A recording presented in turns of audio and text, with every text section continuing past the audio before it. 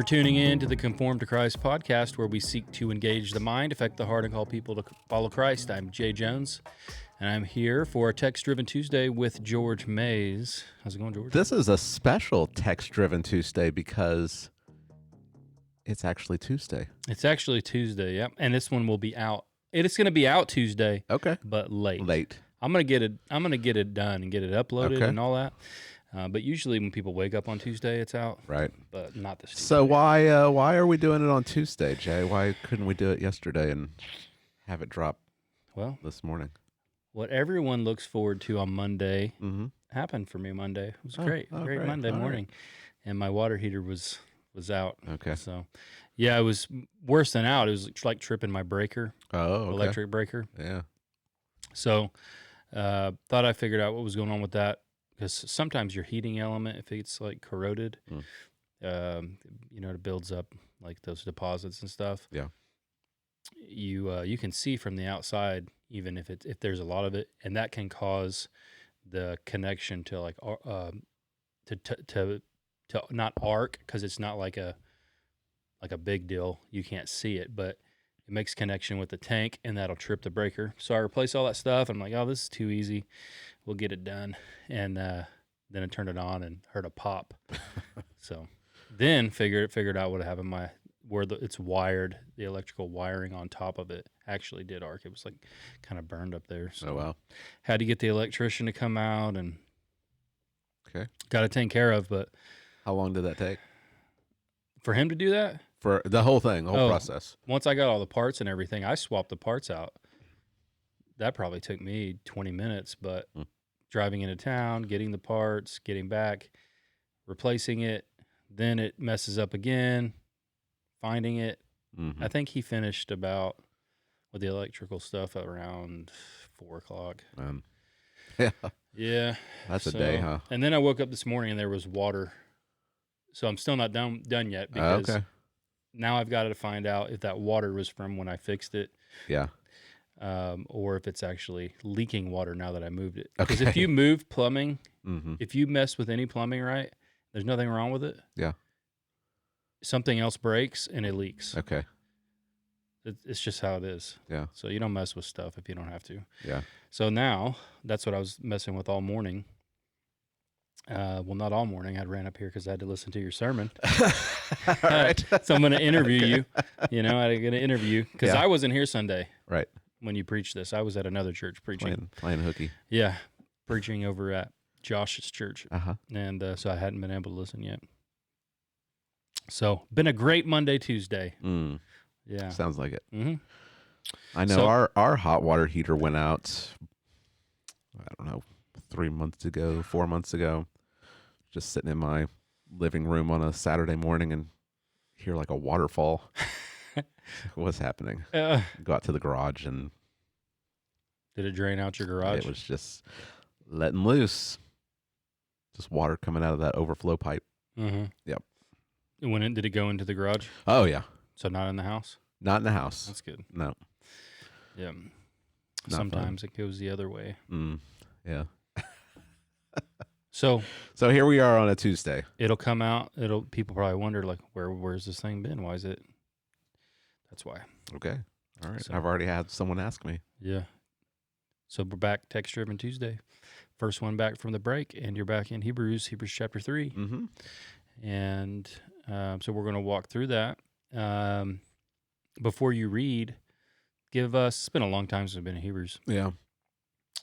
In 5 minutes or less, if you can do it. All right. Tell us why Hebrews is written and what happened in chapters 1 and 2. Okay. All right. Let's see how good are you? Josh King could pull it off. He probably could do it in 30 seconds. I call him, he doesn't know this. If he's listening, he'll figure this out. I call him the Pithy King. The Pithy King. Yeah. Josh King, the Pithy King. Because he's very pithy. He is. In his preaching. Yeah. He'll drop like a sentence deal, and it takes me about 10 to say the same thing. Yeah, right. So I'm looking at the I'm looking at the monitor over here, and people might be wondering, why is there a fake palm tree behind me. That was a little gift from Philip when I got in here. And I usually move the stuff. He tries to sneak stuff in behind us all the time. Sometimes he succeeds. But this one, I decided I would leave just to put a little smile on Philip's face. So hopefully he enjoys that. And aloha to you, Yeah. Jay. A little reminder of you could be in Hawaii right now. Instead, you're here at cold Oklahoma. Yeah. So, all right. So, what was the question? Oh, why Hebrews? Yeah. Right. What's Hebrews about? Okay. So, and then the first 2 chapters. All right. So, the Christians are being persecuted for their faith. They're being ostracized from community. We'll find out in chapter 10, they're having their property confiscated. Some of them have been thrown into prison because of opposition from both the Jewish leaders and from the Roman officials. Okay. So based upon that persecution, these Christians are being tempted to return to Judaism. Okay. They're being tempted to go back to the Old Testament sacrificial system because Judaism is a recognized religion in the Roman Empire. So it's illegal to be a Christian. It's legal to be a Jew or to practice Judaism. So if you go back to Judaism, you're going to be, may I say, kosher? Can I say kosher? Because the Romans are going to leave you alone, and the Jews are going to leave you alone. The author of Hebrews is writing this, and you can sum up the book of Hebrews with the phrase, Jesus is better. And so throughout the book, he's going to show that Jesus is better than all of these Old Testament institutions. The temple and the priest and the sacrifices and the rituals, even the Old Covenant itself was all pointing forward to and culminates in Jesus. And so to return to those Old Testament institutions is not to move from one way of worshiping God to another way of worshiping God, but from leaving worship of the true God in the way that he has required in the person of Christ and rejecting him and going back to dead religion. And so he's going to show that Jesus is better. So in chapter 1, he shows that Jesus is better than the Old Testament revelation. So long ago, at many times, in many ways, God spoke to our fathers through the prophets. But in these last days, he's spoken to us in his Son. So here's the movement from Old Testament revelation through the prophets to the final full revelation of who God is in Jesus. Jesus is better than the angels. This is tied directly to their ministry of giving the law in the Old Testament. We talked about that in chapter 2, really makes it more clear. And he's better than the angels because he is the Davidic king. He is the Son of God, the Messiah, and he also is Yahweh himself. And so he is superior to the angels. He is the one in his incarnation. He fulfills all of God's purposes and promises for humanity. Humanity was created to rule over creation. Because of sin, we have lost that. But in Christ and in his incarnation, he becomes the true man who he inherits all of the promises that God has given to mankind. And in his death, resurrection, and ascension and intercession, he represents his people. He dies for them, and now he intercedes for them, and he helps them in their weakness. So when they're being tempted to abandon the faith or to water things down so that they don't face as much persecution, he's there to help them because he has suffered. He knows what it's like to suffer temptation, and so he can help those who are also suffering when they're tempted. Okay. So there you go. That's kind of a, I don't know if that was under 5 minutes or not, but that's kind of an overview. All right. So now we're jumping into chapter 3. Yep. Okay. So I guess I'll just have you read what you covered, chapter 3, 1 through 6. Okay. And then we will jump right in. Okay. All right. Hebrews chapter 3, verses 1 through 6. The author writes, "Therefore, holy brothers, you who share in a heavenly calling, consider Jesus, the apostle and high priest of our confession, who is faithful to him who appointed him, just as Moses also was faithful in all God's house. For Jesus has been counted worthy of more glory than Moses, as much more glory as the builder of a house has more honor than the house itself. For every house is built by someone, but the builder of all things is God. Now Moses was faithful in all God's house as a servant, to testify to the things that were to be spoken later. But Christ is faithful over God's house as a son, and we are his house, if indeed we hold fast our confidence and our boasting in our hope. All right. So you have 3 points, and I kind of like the way the points are set up, because I think it's easy to remember. Mm-hmm. It's well, now I can't remember. Now you can't remember them. What is it? What we are to do? Yep. Why we are to do it? Yep. And how we do it? Yep. I like that. There you go. Very super easy. Nothing revolutionary there. No, it's good. It's nice to remember. So, yeah. In this text, what are we to do? Well, there's one overarching imperative, one command, and it's found right there in verse 1. Mm-hmm. He says, "Consider Jesus." Okay. So that's the imperative that really I think is going to carry us all the way through chapter 4, but especially right here at the beginning of chapter 3. Mm-hmm. Yeah. All right. So we're to consider Jesus. Mm-hmm. What does that mean? I like how the NIV translates it. The NIV translates it as "fix your thoughts on." Okay. So when we think about consider, it has kind of a give it a try vibe to it. Right. You had a funny illustration about that. Was it Rick Warren? It was Rick Warren, yeah. Yeah. Tell us that illustration. I had to look it up because I remember someone mentioning it, I don't know, a long time ago.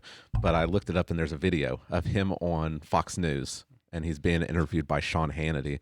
And he says, I've got it written down. He says, "Give Jesus a 60-day trial and see if he won't change your life." And they're all laughing. 60-day trial. And he say, and if he doesn't, you get your money back guaranteed. And they just find that to be hysterical because there's no reverence anymore, right? For anything. So I think that's kind of what, when you hear that word "consider," that can be kind of the connotation that kind of comes up in your mind. Give him a shot. It's kind of the Pascal's wager. Remember Pascal's wager? Yeah. If I trust Jesus and it proves to be false, then I've lost nothing. But right. if it's true and you haven't, then you've lost everything. Mm-hmm. That's not really the way that the gospel is presented. It's not something that you just give it a try. This idea of consider it has more of the understanding of think about it deeply. Ponder it with your mind's eye is the way one Greek lexicon puts it. It's translated in a couple of places in the New Testament that helps us to understand it a little bit more. Matthew chapter 7, verse 3. "Why do you see the speck in your brother's eye, but you do not notice the log that's in your own eye?" That notice is that word consider. This isn't a passing glance. You need to really be thinking before you try to get the minor sin that you see in your brother. You need to be considering your own sin, right? Luke 12:24, "Consider the ravens." Jesus is telling his disciples to think about and ponder what the ravens are like, how they don't toil, they don't store in a barn, and yet God cares for them.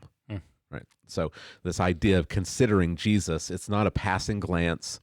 It's not, every once in a while, you think about him for a couple of seconds. This is a fix your eyes on him, fix your thoughts on him, meditate upon him. Let him be your all-consuming obsession. That's what That's what we're called to do.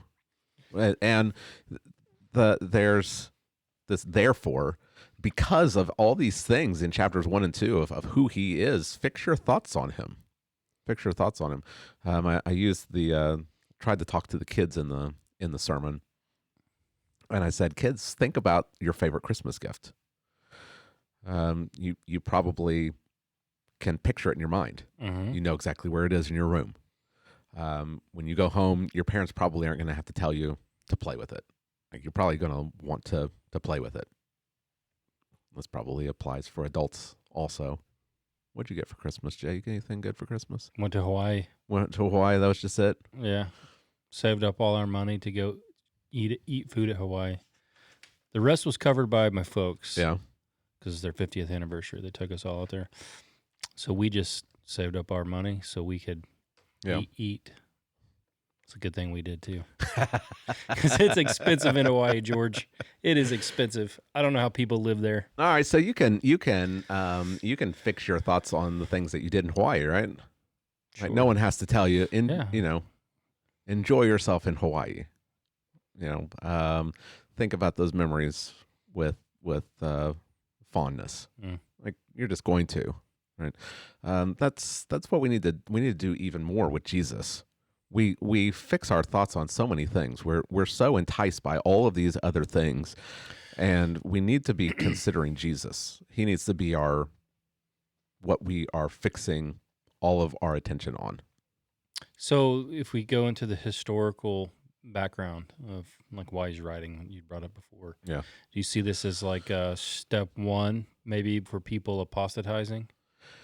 Yeah, I think that they start thinking about other things. Yeah, I mean, if the whole book is about Jesus is better, then the reason why they're apostatizing is because they're losing sight of the fact that Jesus is better, and so they're seeing, well, if I worship Jesus as the Messiah and I'm not going to the temple anymore and I'm not making animal sacrifices anymore and I'm not following, all the kosher laws anymore. I'm being made fun of, or I can't do business with the same people that I did before. I've gotten fired from my job because my Jewish boss, like, he doesn't want anything to do with me. Maybe Jesus is comparable to this other stuff. Maybe these other things are just another way to get at God.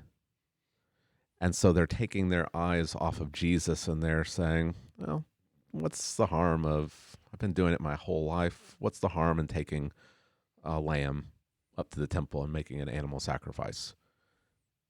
Because I've got the Old Testament, I've got the law of God. This is what God says. So God doesn't change. So, we've got kind of these two ways instead of just one way. So you're taking your eyes off of Jesus as better, and you're seeing him as, well, he's another prophet. He's not the prophet. He's just another one. He's just another way in which you could go to God. But there's this other way over here too. And if this way allows me to keep my job and my family and my friends and my livelihood, and I can keep going to synagogue and people don't cross the street when they see me coming, that's all well and good. Yeah.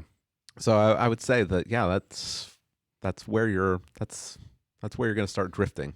What about people today? You say, like, a lot of people maybe are in church and then they get a little older. Somehow or another, they stop going to church. You think this is step one? They stop having their thoughts to be, because when everyone first becomes a Christian, you're like, this is it's super easy. Right. That's all you think about. You think about Jesus and the Bible, and you're thinking about it all the time. Yeah.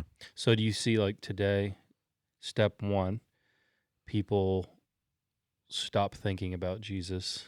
This begins it's the first step of many, and then before they know it, they aren't part of the church anymore, or they've deconstructed or whatever. Right. The phrases people use today. Right.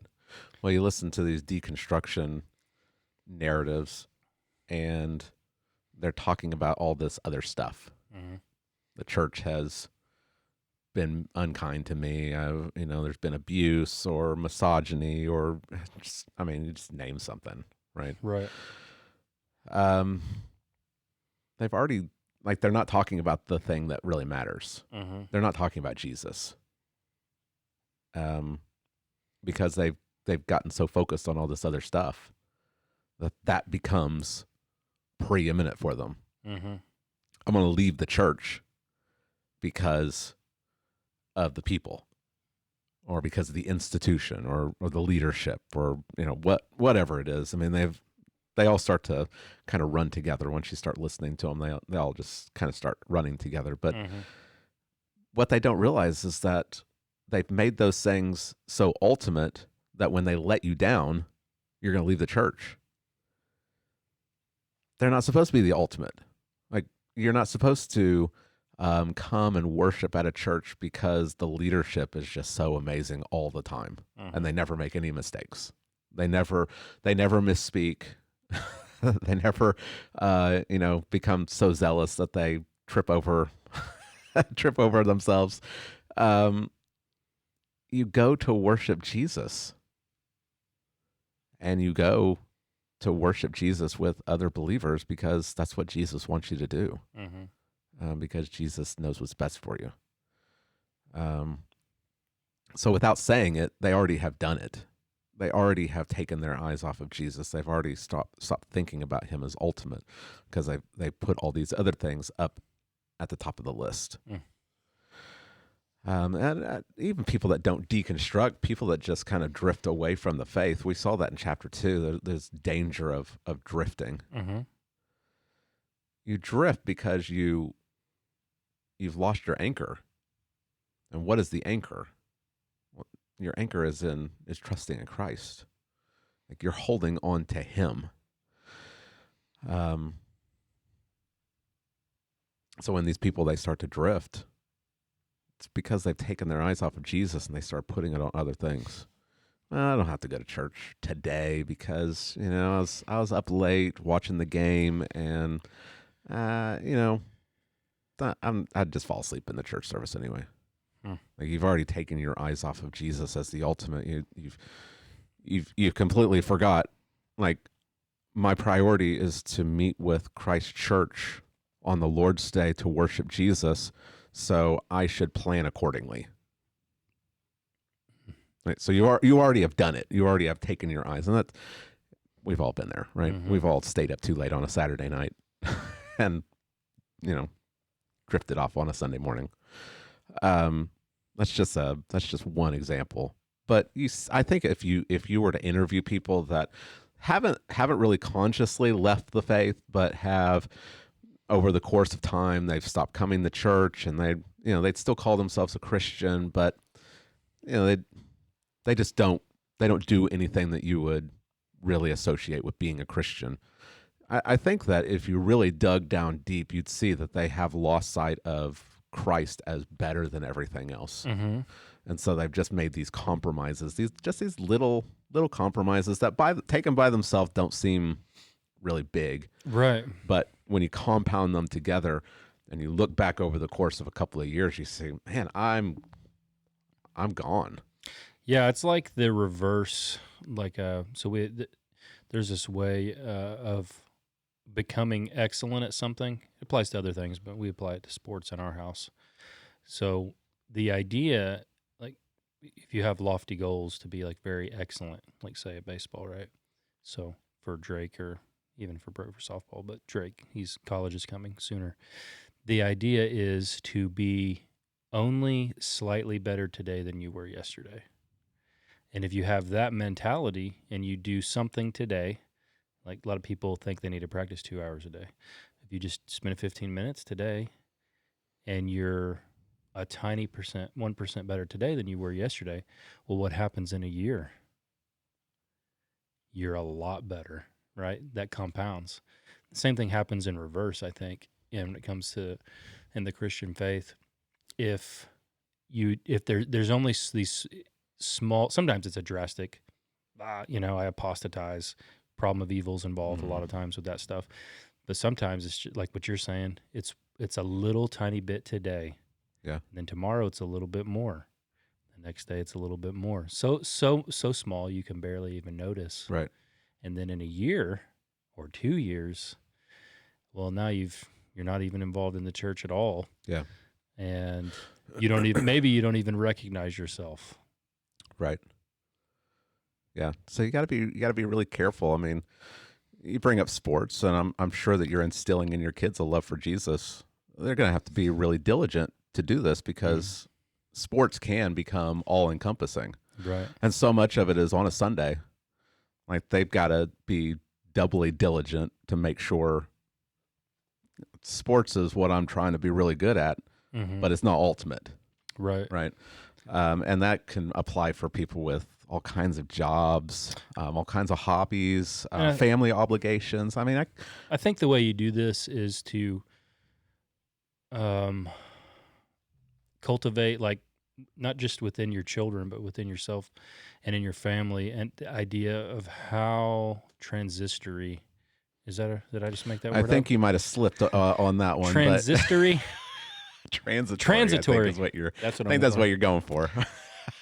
Everything in life is right. Right. So you're young, and you got this stage in your life, and you can glorify God in playing sports. Eventually, it's over. Right. And no matter what, it's over. You can play professional sports. It's even going to end for Tom Brady, believe it or not. Right. I think some people will think it will never end for him. Sometimes I think so too. But it's ending. Right. And if it's ultimate, I mean, you see it. Like we have a military people in our church. Right. So one place you see this is if your career in the military becomes ultimate, sometimes these guys that get out, they've been 28, 30 years. That's a long time to give your life. And they're really dedicated, and then they have no identity afterward. Right. And it can even happen to Christian people. So this isn't something that just happens to non-Christians. Right. Everything in your life, you got to hold on to it like really loosely. From even people, like people can't become ultimate. Right. It can't be anything. Yeah. So the idea's got to be today. If you want to apply the sports metaphor, I don't like telling my kids, be a better Christian than you were yesterday, right? Right. So I don't ever use that terminology, because because you very easily can fall into becoming like a legalist and a Pharisee. Yeah. But the idea is to just do something today. Yeah. Spend time with the Lord in somehow today, not just on a Sunday. Well, I think it's kind of this love Jesus more today. Yeah. And this doesn't happen accidentally. You have to really work at it. Julia and I, we talk to each other about this all the time. We love each other more today than we did when we got married. Like that doesn't happen accidentally. You don't just fall into that. You got to work on the relationship, right? You spend time together. You cultivate shared interests and hobbies. You enjoy being with each other. And I think the way you do it is through commitment. Yeah. Yeah. And so that's the same. I think it's the same with Christ. You want to love him more. You want to love him more today than the day that you first trusted in him. But that's not going to happen by you spending all of your time in the office and no time with scriptures or in prayer. You never go to church. You're never around other believers. Like you've got to be committed. Like you said, you got to commit yourself to this, and you love him. You'll love him more. Yeah, you got to find out some type of thing that works for you. Like it's easy for us to spend a little time every day, or a lot of time every day, in the Bible or with God. Right. People in their various jobs, they got to find out a way. I mean, it's easier now than ever. But one thing I used to do when I was in the Army, we had these little pockets. And I had a little one in my arm, and so I could always feel it. I had a little Bible in here, and I always feel the weight of it on my arm. So I was always reminded. And then sometimes, you just get like a little 5-minute break. You know what's better? And it's right there. You know what's better than have it on your arm? Oh, don't say it. Don't. I knew where you were going. To bind it on my forehead. Yeah. To tie it around. Have a little phylactery on your forehead. Yeah, that's right. That's even better. Yeah. So then, you can't miss it. Then you got a little time. Just take it out and. Hey, we're drifting into the third point. Yeah, we are. But talking about this, it brings to mind the idea here were to consider the way you're talking about, because there's gonna be a lot of times I think in people's lives where it's very easy to do this stuff, um, but there are times where things are not going well, and it's difficult, and people may even feel like, man, like, do I even really love Jesus? Yeah. Like Spurgeon, if you read Charles Spurgeon's stuff, everyone should read his stuff. Um, I'm There was a point in time in his life where his ministry was on the line. Like he was on the verge of maybe apostatizing. And the problem of evil was at the root of it. It's when that big, um, the Surrey Gardens music hall disaster where all those people died while he's preaching. People were trampled to death and stuff. And what's interesting about it is when he's in his lowest time, like that, and it seems like it's all on the line. What snapped him out of it was this, like considering Jesus. Yeah. He began to think about Philippians, how he's the King of Kings and the Lord of Lords, and he said something to the effect of, "How can I like stay in the trench when there is the King of Kings?" Yeah. Whatever, and it kind of like pulled him up out of this super dark place he was in. Yeah, I mean, when you're going through difficult times, and we're going to talk about this more as we get deeper into Hebrews, the difficulties that they're facing. He's not talking to Christians that are having an easy go at it right now. He's talking about Christians that are they're suffering. They're suffering. They haven't experienced death yet, but it's right around the corner, and it's almost as if he's saying, "Look, you need to consider Jesus now because it's going to get worse. Be prepared by looking to Jesus now." We need to do the same thing. Like we're starting to see persecution start to slowly ramp up here in America. We need to be fixing our eyes on Jesus now before the next wave of persecution hits. Right. What this does is, when we are going through difficult times, when we're suffering, when we're experiencing sadness or depression, the temptation is to look inward. It's to look in on ourselves.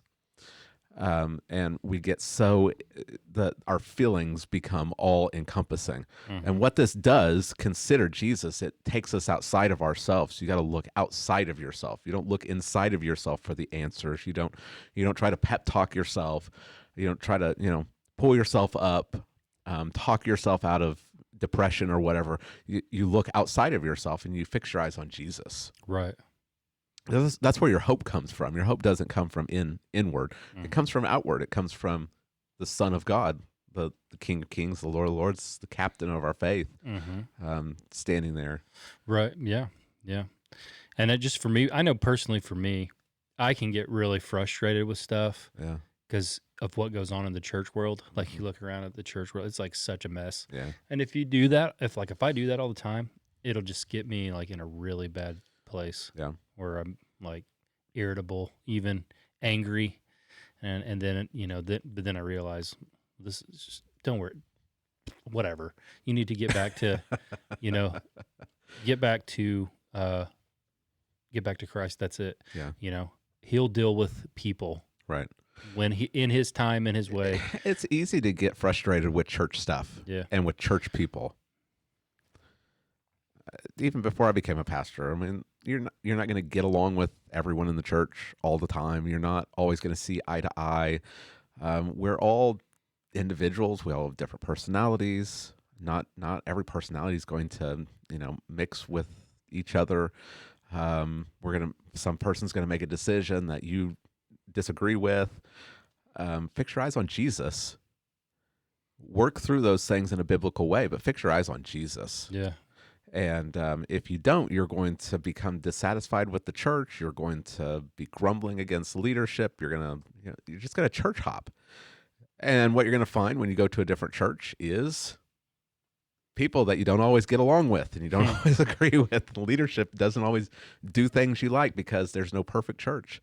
And if you find the perfect church, don't join it because you'll mess it up. You'll ruin it by coming yourself, right? But if you fix your eyes on Jesus, and then it puts everything in perspective.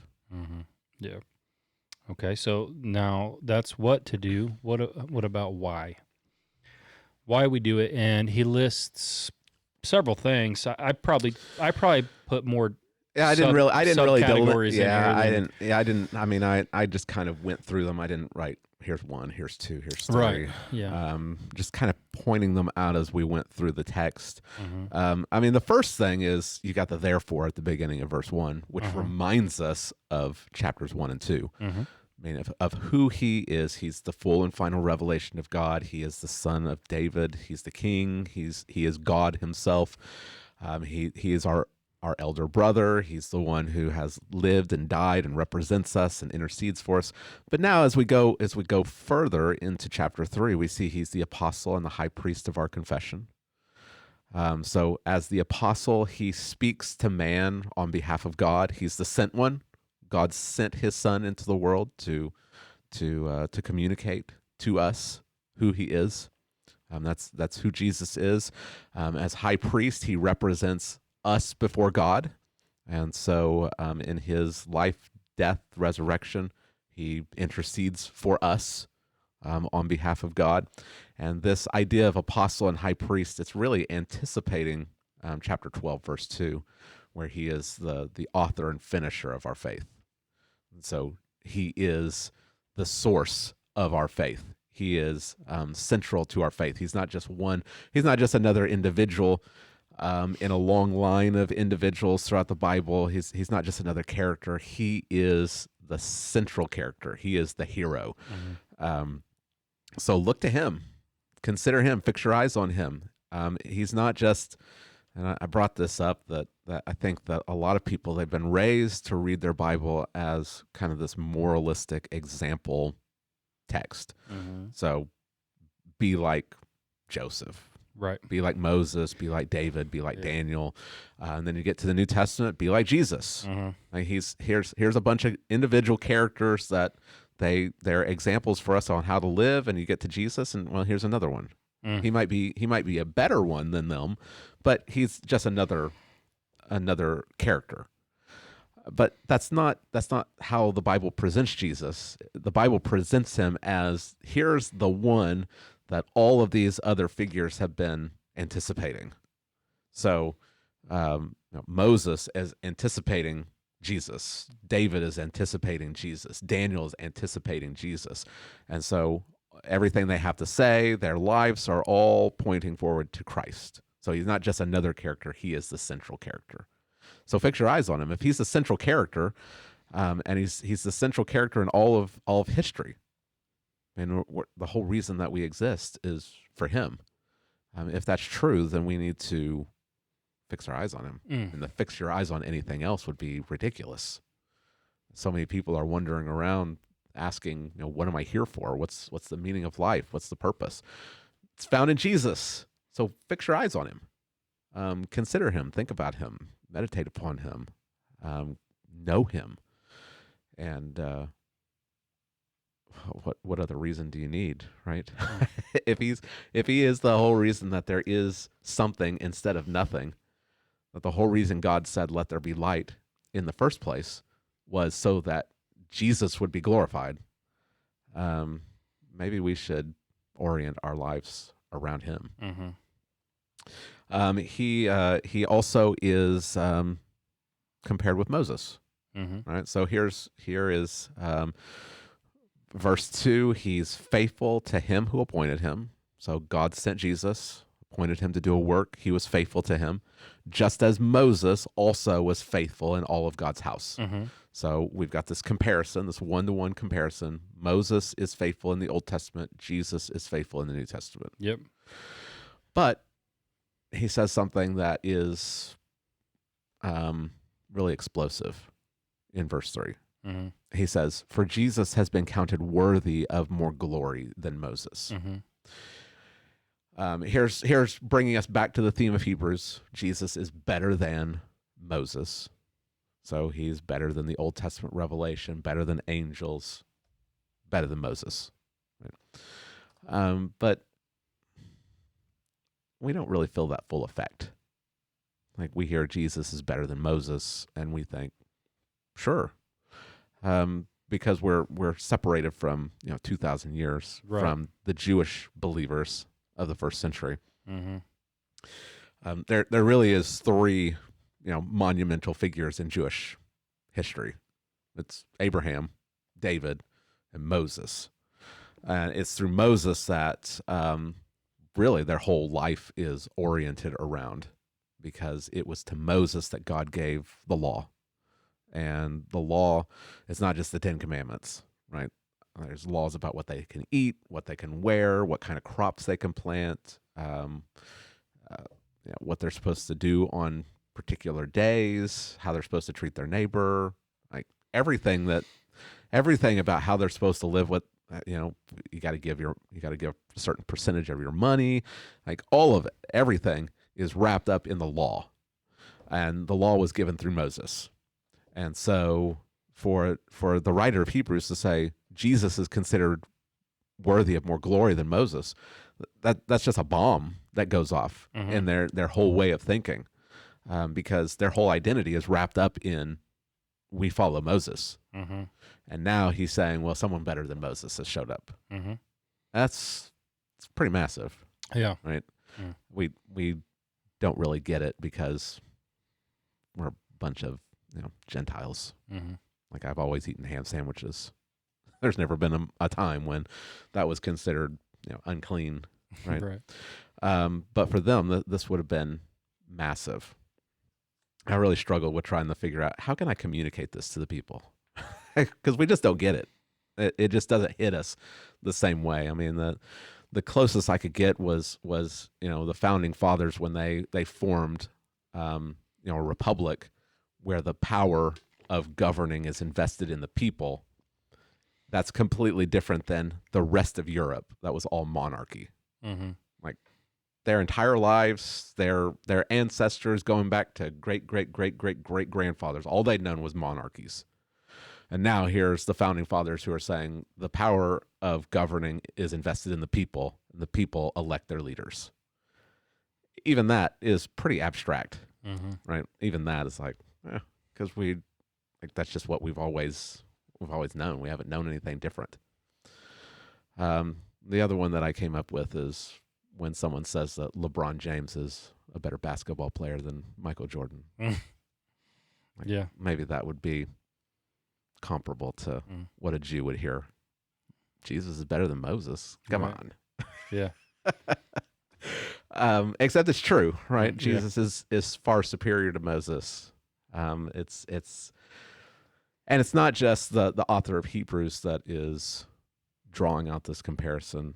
The scriptures anticipate this. John, the Apostle John, the law came through Moses, grace and truth came through Jesus. He's not denigrating Moses. He's just putting Moses in his proper place. Right. The way that the Jewish, the religious leaders were treating Moses was as if he was the goal.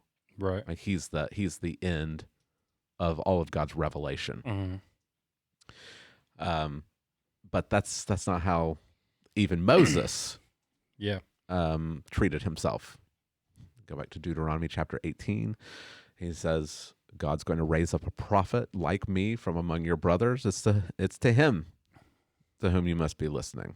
Right. Right. So even Moses at the end of his life is saying, God is going to raise up someone. He's going to be like me, but he's saying he's going to be better than me. Right. And this was Jesus's view also. John chapter 5. If you believe Moses, you would believe me because he wrote about me. Luke chapter 24, when he's explaining that the Messiah must suffer and then rise from the grave, what's he do? He says, Luke says, beginning with Moses, he explains to them all the things that were written. Right. Yeah. So this is Jesus's perspective also. So Moses is not meant, he was never intended to be the goal. Right? He was never meant to be, this is the end of all of God's redemptive purposes for his people. Yeah. Moses was meant to anticipate the Messiah. Mm-hmm. So the law was meant to anticipate and prepare the people for when the Messiah shows up. Mm-hmm. The tabernacle, the priests, the sacrifices, they all were instituted not as an end in themselves, but as a means to anticipate the work of the Messiah. And that's the way the New Testament picks up on all of this stuff. Yeah. This is the way the author of Hebrews is going to go through the rest of the book. He's going to be showing how all of these things are really about Jesus. And so to go back to Moses, to go back to the Old Testament institutions, and to reject Jesus is to completely misunderstand Moses. Yeah. And the writer of Hebrews gives two like very easy to understand illustrations that anyone can understand. That the builder of a house is greater than the house itself. Uh-huh. And in this case, Jesus as God is the builder He's of the builder, house. right? He is Yahweh. Yeah. Right. Moses, he was called by God to lead Israel out of Egypt in the Exodus. He was meant to lead them to the promised land. But Moses didn't create Israel. Yeah. It wasn't the promises that Moses gave to Abraham that are now coming to pass. It's God. Yeah, Moses is just like a pillar in the house. Yeah. Like the other apostles and prophets. Yeah. The word that's used here as a servant, it's not doulos. It's not the word for slave. It's a word that I don't think it's used anywhere else in the New Testament, but in the Septuagint, I think it's translated as steward. And I think of Joseph, how Potiphar made Joseph the head of his house. So he's the head of all the other slaves, but he's still a slave himself. He may be the top slave, but he still is a slave in the house. Right. That's how we should understand Moses, is that he is promoted to this place of honor, but he still is just a servant in the house. But God builds the house. And Jesus, as God, he's the builder of the house. So he's got to be better than Moses, because Moses didn't build the house; he's in the house, whereas Jesus builds the house. Yeah. Right. Yep. But also we've got verses 5 and 6. Yeah. You gotta not skip over those prepositions. Mm-hmm. Right. Moses was faithful in the house. Jesus is faithful over the house, because he's a son. Right. Moses is a servant. Jesus is a son. And so as the son, he has the honor of sonship. He's not treated like a slave. The illustration I gave is, we call someone over to the house to work on the plumbing or work on the heat or air. My sons are not expected to get on their hands and knees next to the plumber and help him with the toilet, right? Because he's the son. He's got privileges. On the flip side, if we have an electrician come to the house, like you had an electrician come to the house, you'd probably be shocked if he came in and popped open the refrigerator and started making himself a sandwich, right? Whereas the son can, and teenage sons, they do, right? They take advantage of that privilege because they have sonship, and so there's honor that's given to the son that's not given to someone that is merely a servant, someone that's hired in the house, right? And so Jesus is greater than Moses in the same regard because he's the son. Yeah. So this is the first of many times, I'm guessing, that there will be this great emphasis on Jesus as greater, right? It's going to come up repeatedly and repeatedly, like over and over and over. Yeah, Jesus is going to be better than everything. Yeah, I mean, he's going to kind of walk through. I mean, he's going to talk about Joshua just briefly, but he's going to talk about the priests. He'll talk about the tabernacle itself. He'll talk about the animal sacrifices. He'll talk about the old covenant versus the new covenant, which Jesus is the mediator of the new covenant. He's better than these things. But he's starting off with the heads of the covenants. You got to start out with Moses, right? Because you got to start out with Moses because Moses is right. He is Like he's gigantic in Jewish thought. I mean, even Right. today, he's gigantic. Yeah. There hasn't been anyone like Moses. So to say that Jesus is better than him is to say that the whole order of things, the whole way of thinking, the whole way of living, it has been changed. Right. It's not business as usual. So you can't say, well, you have Jesus, but I have Moses. You can believe that Jesus is the final sacrifice, but Moses gave us animal sacrifices. I'm going to pick the animal sacrifices because then I can keep my job. But, it's the same. It's not the same because Moses was anticipating Jesus. And when the reality comes, the shadows fade away. Mm-hmm.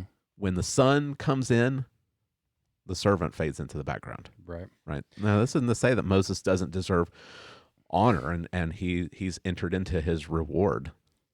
This isn't to say Moses is no longer important. It's to say Jesus has come. Let's read Moses to see about how he tells us about Jesus. Yeah. Right. So what we are to do, we are to consider Jesus. Why? Why are we to do it? Because of his superiority. Now, the third point that you have is how are we to do this? So explain how are we to do this? Verses 5 and 6. Well, it's we hold fast. We hold fast our confidence and our boasting and our hope. Okay. So again, this is going back to this idea found in verse 1 of chapter 2 that we have to be very careful to pay attention to the message lest we drift. Mm-hmm. So we have to hold on. We have to hold fast. This is a term that means to guard or maintain. The word is used in Acts chapter 27, verse 40, when Paul is on the ship to Rome. It's used as a nautical term to stay the course. Okay. So instead of drifting, we have to stay the course. We've got a goal. We got to hold on to it. We got to maintain that course, right? Same thing here, right? We have to hold on. We've got to maintain the course. Fix your eyes on Jesus. Stay on him. Right? Don't. It's like Peter. It's like Peter when Jesus is walking on water, and Peter says, "If it's you, call me out to walk on water." Jesus calls him. He jumps on the water. Peter's walking on water, right? Until he looks around at the wind and the waves and the storm, and then what happens to him? He starts to drown, right? He immediately sinks in the water because he's taken his eyes off of Jesus. Fix your eyes on Jesus. Don't look around at all this other stuff. Fix your eyes on him. Stay the course. If you don't, you're going to end up somewhere else. Right. You're going to end up drifting. So we have to hold on. Well, it tells us what we're supposed to hold on to. Hold on to your confidence. This is a word that's used all over the place in Hebrews. I think it's used 3 or 4 more times, and it carries the idea of fearlessness. So, chapter 4. Since then, let's see. Oh yes, let us then with confidence draw near to the throne of grace. Okay. So since we have this high priest who's passed through the heavens, let us with confidence, with boldness, with fearlessness, approach God's throne. Not because of our own works, our own righteousness, but because of what Jesus has done. Since Jesus has gone before us, we now can walk with boldness, with fearlessness. It makes us go back to chapters 1 and 2 and really think again about who Jesus is. If he is the king, he is the true king of David, from David. He is the Son of God. He's Yahweh himself. He fulfills all of God's purposes for humanity. He's reigning. He's he's destroyed the power of the devil. He's conquered our enemy. He's overcome death. What are we supposed to fear? Like, what's left? I mean, this is a big deal. I mean, these believers, they've got a lot of things that are fearful. I mean, if you've ever lost your job, you know how fearful that can be. Have your property confiscated, to be thrown into prison, to be isolated away from friends and family. I mean, these are fearful things. But if Jesus has done everything that he said that he's done in chapters 1 and 2, what's left? What's left? What are they going to do to you? They're going to kill you? That I love the boldness that you see in the early Christians when they're being threatened with death. I put down Justin Martyr. You know, they can kill us, but they can't harm us. I love the story of Polycarp when he's standing in front of the Roman judge. The judge is telling him, you know, just a pinch of incense to Caesar. Swear by Caesar. And Polycarp, this 80-year-old man, he says, I'm not going to do it. I'm not going to do it. Maybe you don't know who I am. He says, maybe you don't know who I am. I'm a Christian.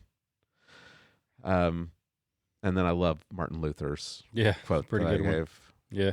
You know, chop off my head and it won't harm me. I have a God who can give me a new one. Right. Yeah. You read Eusebius, his church history, and he writes about the persecution under the Emperor Diocletian. And Eusebius, he lived through that. So he's firsthand account of these Christians that are being rounded up and they're being executed. And he writes about how they would go singing. And they were rejoicing on their way to their death, to their execution. They're rejoicing. What in the world could possibly lead someone to rejoice in the face of death? Because they know who Jesus is. Hold on to that. He's telling these Christians, hold on to that confidence. Hold on to that fearlessness. Don't let go of it. Remember who Jesus is. Hold on to that fearlessness and that boldness that you can have because of him. Yeah. And then he says to hold on to our boasting in our hope. Hope, we talk about hope a lot. This hope, that's the sure confidence that we have. It's something that is certain to happen. We know because of what Jesus has done that all of these promises are true. And so this is a hope that we can really trust, and we boast in it. We boast in this hope. This same phrase is used over in Romans chapter 5, where Paul says, therefore, since we have been justified by faith, we have peace with God through our Lord Jesus Christ. Through him we have also obtained access by faith into this grace in which we stand, and we rejoice in the hope of the glory of God. I have no idea why the translators of the ESV translated this word as rejoice, because it's the same word that's used over here in Hebrews for boast. It's the word for boast. I mean, these guys are better linguistics than I am, but I don't know why they translate it as rejoice. It says we boast in the hope of the glory of God. And it's used several times. Not only that, but we boast in our sufferings. We rejoice in our sufferings. And then down in verse 11, more than that, we also rejoice, or we boast in God through our Lord Jesus Christ. So because of all that God has done for us, because we have peace with God through Christ, we have access by grace into the very throne room of God. We can boast. We can boast in the hope of the glory of God. We can boast in our suffering. We can boast in God through Jesus Christ. Again, it's not because of ourself. It's not because of what we've done, but because of what God has done for us. We can boast. This is not a hope that we have to hide. It's not a hope that we have to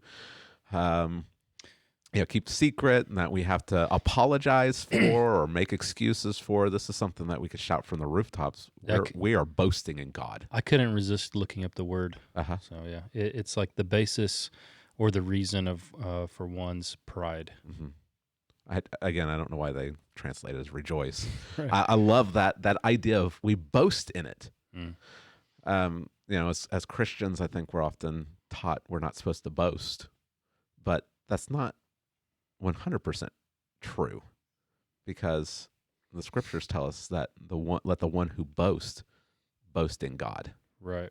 And so because of what God has done for us, we can boast. When we see this world that is tossed and tossed about, and they're afraid, and they're just in despair and in chaos, and they have no certainty for the future, we can boast. We can boast in the hope that we have. Christ has come. He has died for us. He lives. He's coming again. This is not something that we have to apologize for. Right. This is not something that we have to say, you've got your truth, but I've got my truth, and, try Jesus out for 60 days and see if he'll change your life. That's not the kind of Christian faith that we have to have.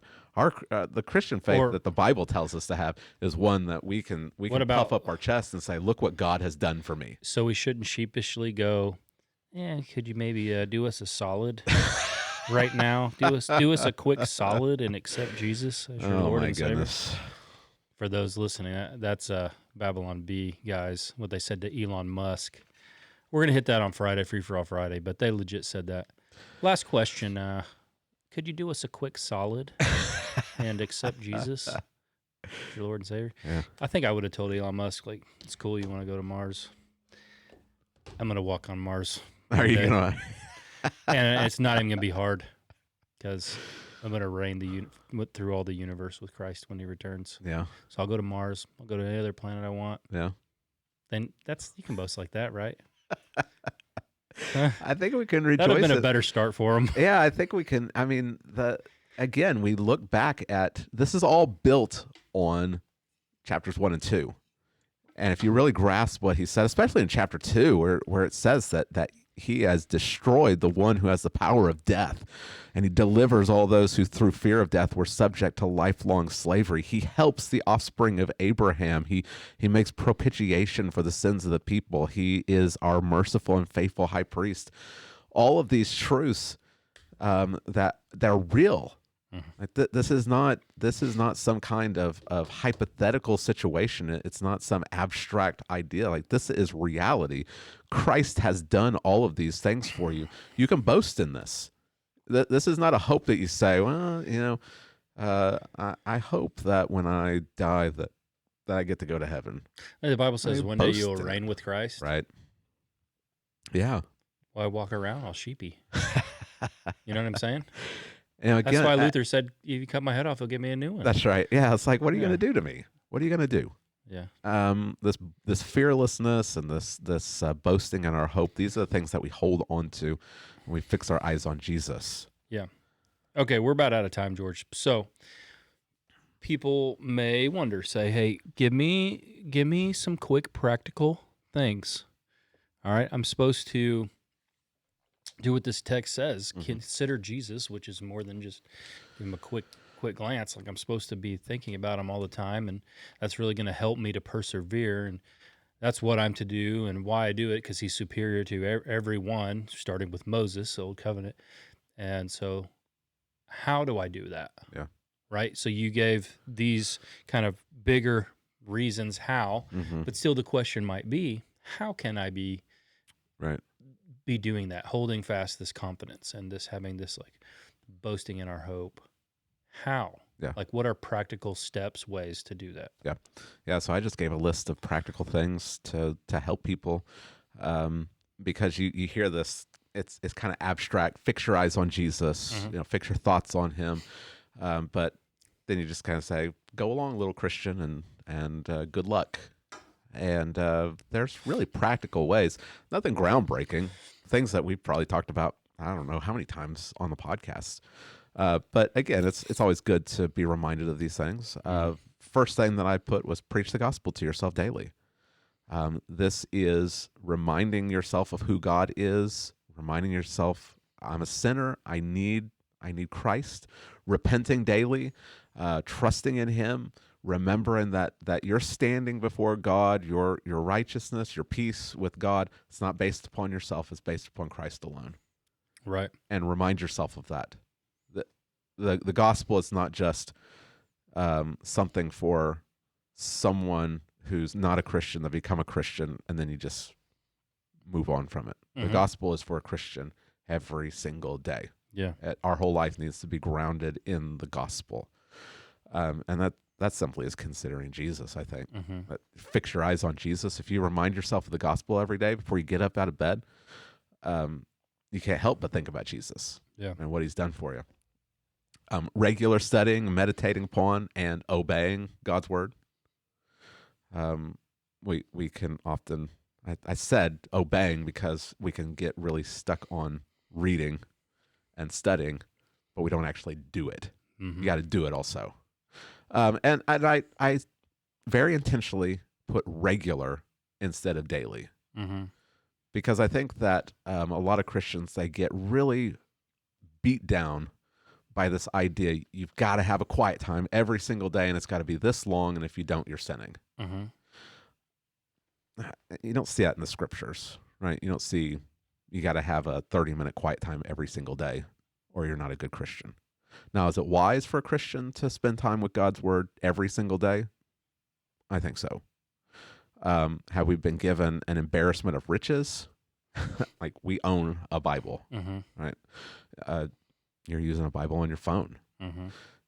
Is it wise for us to spend time it's reading and meditating upon it every single day? Of course. So what I just did on my phone when I looked that word up, anybody can do it. Right. Because that's like the free stuff Logos gives you. Right. Gives everybody. Yeah.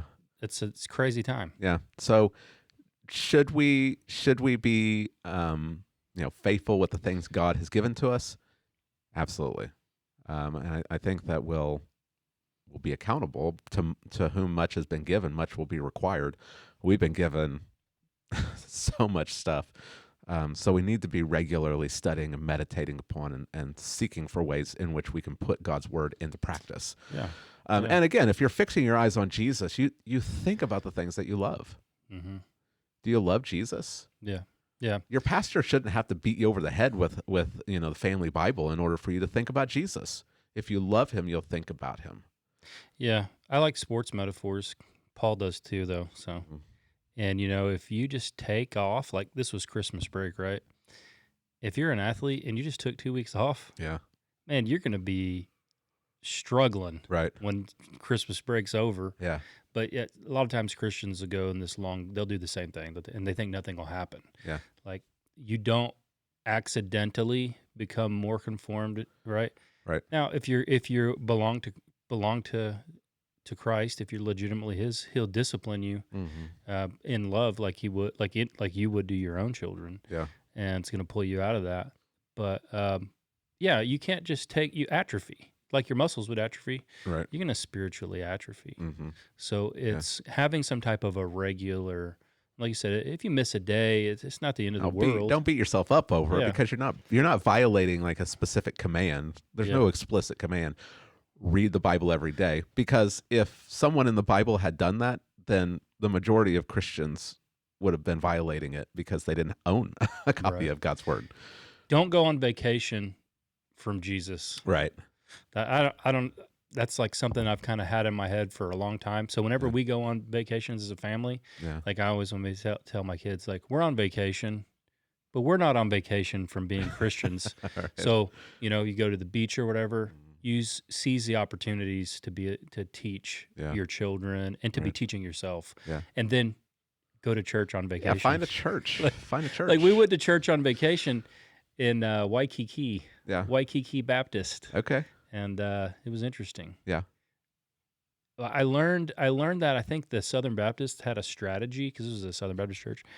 They were like built the same church on every continent on the planet apparently, and every like chain of islands. Like sometime in the 70s, some architect made $1 billion because they built the It's the same same church everywhere. You know what I mean? Yeah. And if people have been around SBC stuff, they know what I'm talking about Yeah. too. But yeah, it was interesting. But it was Yeah. cool though because the guy that preached was not a good preacher. Okay. But he was and he wasn't I really don't think he was reformed either, but it didn't matter because got to see that there are Christians all over the place, and that was such a great blessing. And it really while we were on vacation, it really helped us and our family because this guy used to be homeless and 6 years ago there in this city. Okay. He was a homeless man and having like mental problems and all the stuff that goes with homelessness and drug addiction and all that. Yeah. And 6 years later, I mean, he's Wow. doing the best he can to teach the Bible, and so it was really touching. Yeah. But we'd have missed it all, right? If we took vacation from if you church, just taken off. Yeah. you know. That's another thing. Is setting aside regular time. Weekly worship attendance on the Lord's Day. Unless you're providentially hindered by illness or weather, which is happening a lot. Which is happening a lot. Yeah, but if it's not, Yeah. Make use of it. There Yeah. are Christians around the world that they meet in secret, and it's dangerous for them to meet. And here in America, we're free to go to any church we want to, and we're like, it's too early. Right. Like, that's ridiculous to me. And it's at like 10:30. Right. People get up and have to be at work at 8:30 during the week, but 10:30 worship service. Right. What's more important? Right. I mean, this is important. If you're going to fix your eyes on Jesus, if you're going to hold on to the confidence and you're boasting in your hope, then you got to make this a priority. Like you can't let Christianity, you can't let going to church just be one bubble in all these other things that are going on in your life. Like, your faith needs to be your life, and everything else fits into that. And I feel like we just kind of regulate things to different boxes, and our Christianity is over here too. Right. That's not New Testament Christianity. Yeah. Another thing to remember about church being like a part of your life is other people depend upon you, and if you don't go, people know, and it's not that they're like keeping a tally. You're missed. The people miss you. You're part of something, right? And now you're gone. Yeah, right. So and be involved and serve people. If you're thinking about serving people, you're going to be imitating Jesus, who was a servant, and you're going to have your eyes fixed on him. Yeah. I put make use of other times of Bible study and fellowship. There's a morning worship service, but there's Sunday school. There's members meetings for us. We have Wednesday night Bible study and prayer meeting and children's catechism, and there's community groups. And that's not to say you have to do all of it, but goodness, make use of the time that you have to be around other Christians and to spend time studying God's word together and praying and being accountable to each other and encouraging one another. Make use of those times. Again, we live in a place where we're able to. We don't have to sneak around for an hour to make sure no one's following us to the meeting place. So why are we so busy with all this other stuff that we don't spend any other time fellowshipping with Christians, listening to sermons throughout the week, reading good books, listening to good Christian music throughout the week? All of these things help us to focus, fix our eyes on Jesus. Watch what you spend all your time doing. Like we spend so much time watching TV, going to movies, listening to other music, playing video games, name a hobby, like whatever people fill their days up with. Facebook, TikTok, right? Think of keep a close eye on the things that you are thinking about. This is telling you to fix your thoughts on Jesus. If all you ever do is zone out with Netflix, You come home and you just flop in front of the TV, and for the next 3 or 4 hours, you're just watching TV.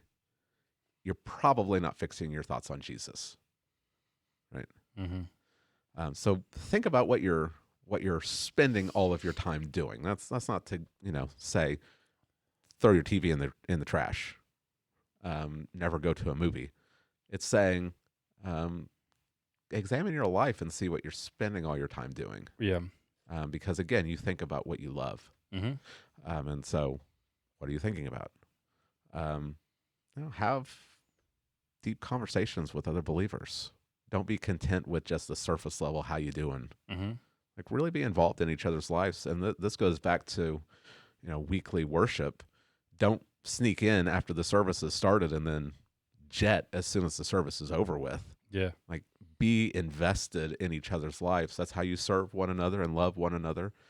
We got to care for one another. You can't do that if you're a ghost. Yeah. Like I saw you there, but you were gone before I had a chance to say hi. Yeah. Right. You're gone like the people that there's always a couple of visitors, right? Get a couple of them a year. As soon as it's over, they can't get out fast enough. Right. We're out of here. Yeah. Right. Have regular family devotions. And I think that's something I didn't grow up doing. I didn't grow up with my family doing family devotions. It's something that I try to do with my family. We don't do it every day. Again, daily. It's super easy, though, when you have little kids. Just kidding. George, come on. You got to laugh with me, dude. It's easier the older your kids get. That's right. Yeah. Yeah. You got to get real creative when they're tiny. Yeah, but I mean, and there's no set way in which you have to do it. You don't have to have a full-blown church service. Just read a little bit of the Bible, talk about it, ask them questions. I mean, ask questions. That's the best way to teach kids, I think, is to ask questions. The Socratic method, just ask questions. But regular family devotions, let your kids see that this is important for you. Make this a priority for yourself so that your kids will see it, and they'll see that it's important. And then, be killing sin in your life. You can't be indulging in sin and fixing your eyes on Jesus at the same time. Right. They're mutually exclusive. And what I said in the sermon is I think that every time I fall into sin, every time I give into temptation, I think at the root of it is I'm not fixing my eyes on Jesus. Yeah. I'm fixing my eyes on something else. So those are just some. And that wasn't exhaustive, I'm sure. Right, I'm sure there's other things. But what I thought of is like be ready to share the gospel and be sharing the gospel. If you're like ready to share the gospel and sharing it with people, then you're gonna be focused on Jesus. Yeah, that's good. Yeah, right. That's gonna keep you focused and locked in, and so be prepared for that. Yeah. Watch what you're spending your money on. If you're fixing your eyes on Jesus, and if the mission of the church is important to you, then you're not going to be spending all of your money on other things.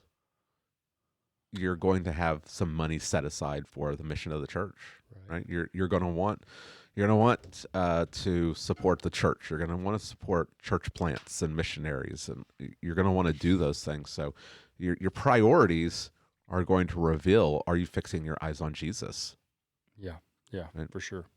All right, very good. Thanks, George.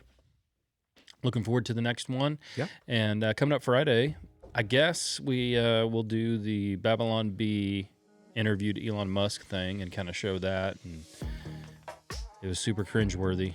Did you watch it yet, or you just heard about it? I have not watched it yet, but I have read and heard a lot about it. Yeah, so we'll show that.